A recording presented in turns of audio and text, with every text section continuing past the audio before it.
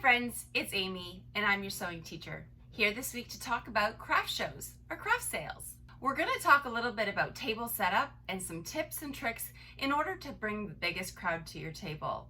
Also going to share a story of my friend who is in the booth beside me, and we're going to talk a little bit about her setup and her YouTube and what she teaches people to do there.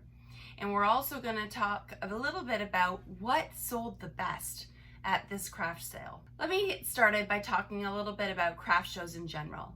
Prior to COVID, craft sales were prevalent and they were all over the place. They were indoor, they were outdoor, they were in almost every single town. Now, with COVID, we have more restrictions than we did before. Here in Ontario, Canada, we have restrictions as to how many people you can have gather on the outside, how many you can have gather indoors, and we absolutely have to make sure that those procedures happen so that we can make sure that people are safe. Well, this past weekend, I was a part of a craft show. This was organized by somebody who was a first-timer. She did a really great job, even had a little gift bag for all of us, and we absolutely had a great crowd. It was well worth my time being there. For those of you that are not sure if you'd like to do craft shows or you're looking for a way to optimize your setup so that you can have better sales and attract more people to your table, this is the video for you. If you like this type of content, please give me a thumbs up, and you feel free to share it with your other crafting friends.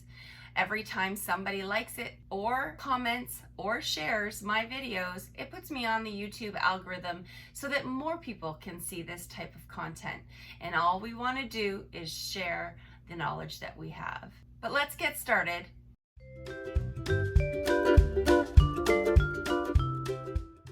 The first thing I'd like to tell you about is the table itself.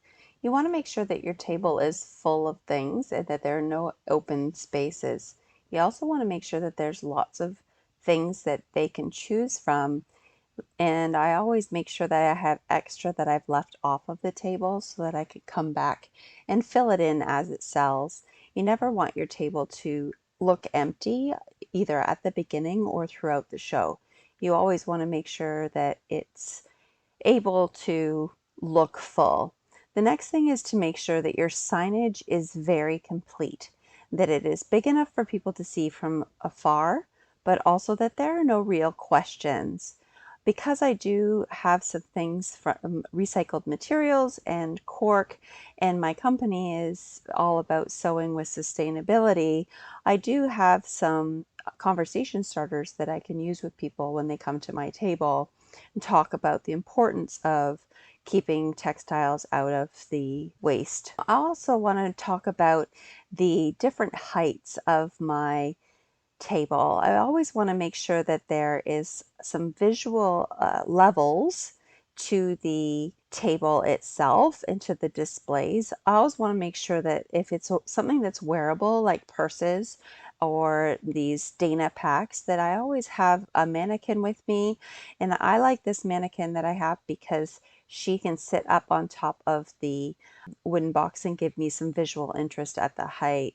The other thing is the actual wooden boxes. I do have wooden boxes on either side of the table that does give it some symmetry, even though with the different heights of things, I do want to make sure that it's got some visual interest. You can see that I have a height over on the left-hand side with the mask lanyards, and I have some height with the mannequin on the right.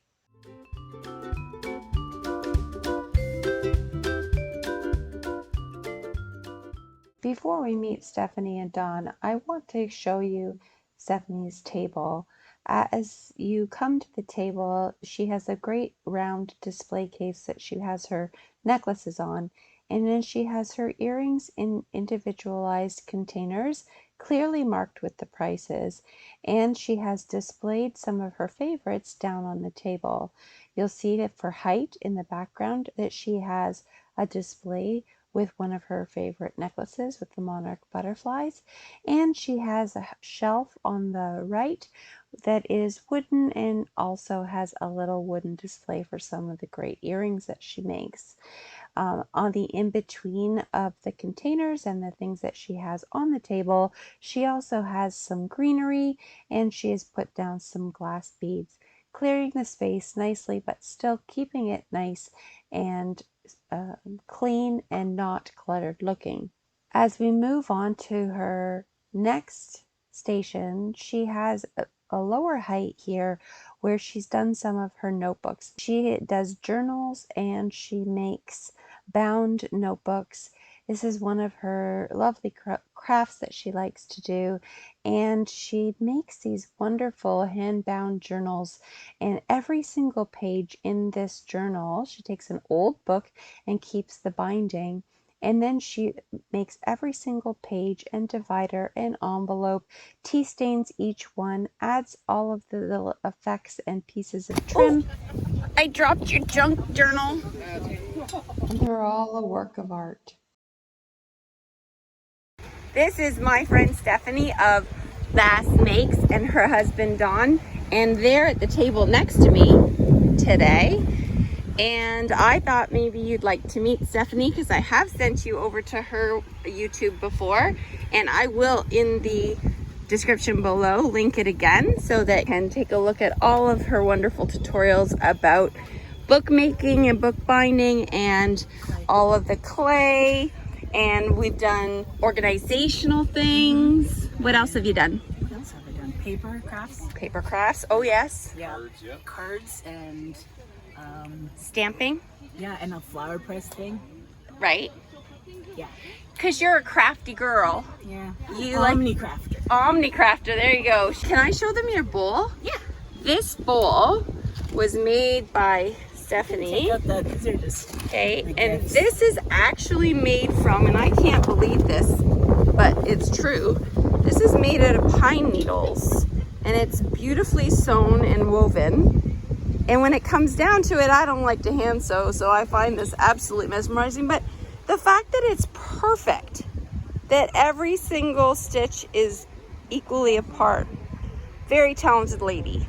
Definitely should go check out her channel and her Instagram for all the great things she does. Thanks. So tell me about craft shows, Stephanie. I haven't done that many. I've only done about 3. Mm-hmm.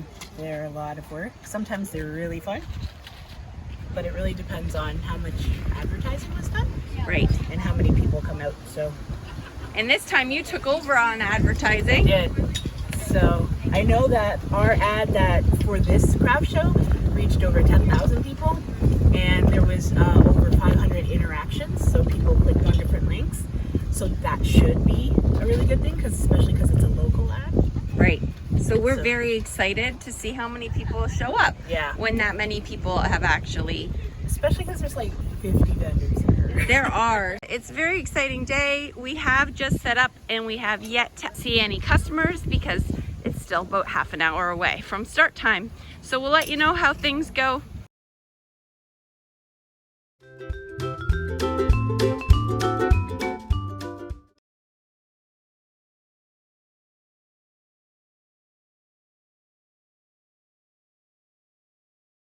So I just want to talk about the best seller of the day. Now this is the Dayna pack by Lindshandmade Design. I'll link in the description below. I normally sell this at a price point of $35 on my website, but because I was clearing out these packs from the website along with everything else on my table was actually a clear out sale, I was selling them for $25. Now I sold 10 of these packs in the first 2 hours alone. I really appreciate I was really it. If you're a impressed new by viewer here, the please ease it press was to subscribe sell down these below, and don't and forget how that many little people bell. were actually It will interested send in you them. notifications on Sundays when I upload a new video. If you're a subscriber, thanks so much for coming back. I really appreciate it. If this is the type of content that you like, please let me know with a thumbs up, but please comment below if you are somebody who likes to go to craft sales. Are you a buyer or are you a seller? And if you are a seller, what sells best for you at craft sales? Please let me know in the comments below. I'd love to read. As you know, I like to reply to all of my comments, so please feel free to comment at any time. I hope that this has given you some information about how to set up your craft booth, and maybe this is giving you that little bit of push to get yourself out into a sale. I wish you all the luck. Thanks so much for joining me on this journey, It's sometimes my students, sometimes my children, sometimes mine, but it's always your sewing journey. We'll see you next time.